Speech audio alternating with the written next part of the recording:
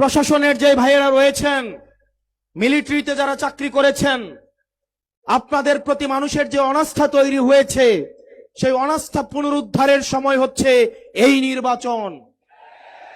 এই নির্বাচনের মধ্য দিয়ে পুলিশ প্রশাসন এবং মিলিটারি আপনারা জনগণের বন্ধু হয়ে উঠুন।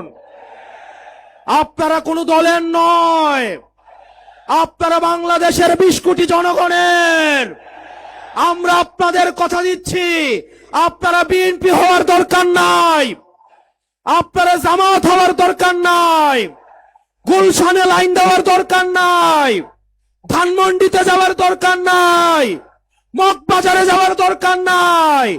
আপনাদের বৈধতা কেবলমাত্র জনতা।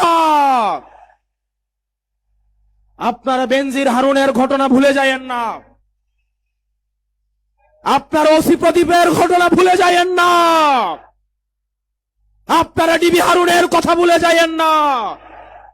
প্রিয় পুলিশ ভাই, প্রিয় মিলিটারি ভাই, প্রিয় সেনাবাহিনী, আপনাদের কাঁধে আজ একটা মহান দায়িত্ব এসে পড়েছে।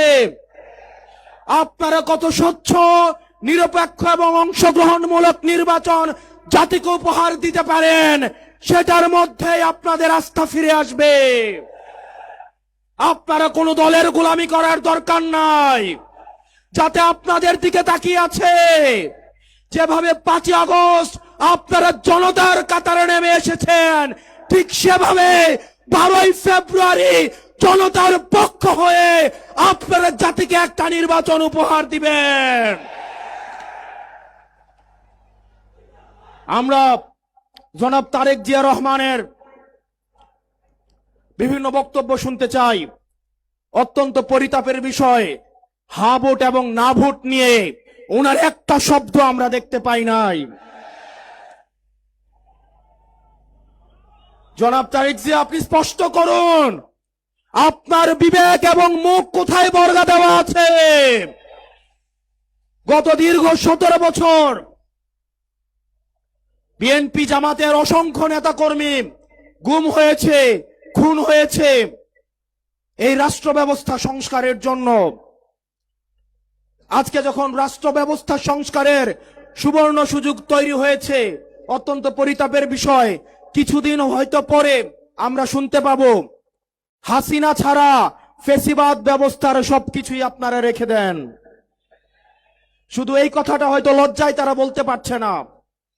হাসিনা ব্যবস্থার বিচার ব্যবস্থা ভালো, হাসিনার পুলিশ ভালো, হাসিনার প্রশাসন ভালো, কেবলমাত্র হাসিনাই ভালো না।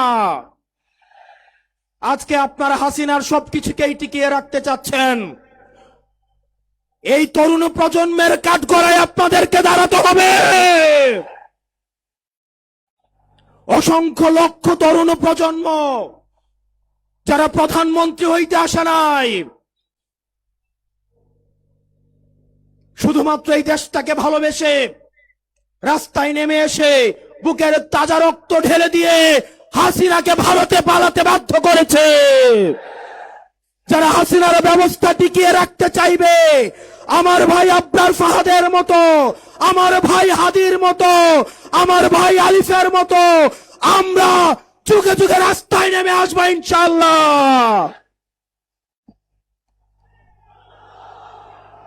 বাংলাদেশ স্পষ্টতই 2 ভাগে বিভক্ত।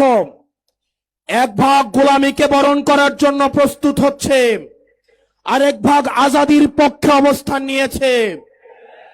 এক ভাগ ভারতীয় আধিপত্যের কাছে মাথা নত করেছে, আরেক ভাগ ভারতীয় আধিপত্যের বিরুদ্ধে বিদ্রোহ ঘোষণা করেছে।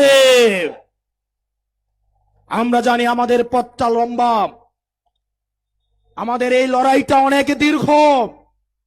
আমাদেরকে আবার সুপ্ত, গুপ্তর এই ধরনের 3য় শ্রেণীর ভাষা দিয়ে আবার হত্যাযোগ্য করে তোলার ষড়যন্ত্র করা হচ্ছে।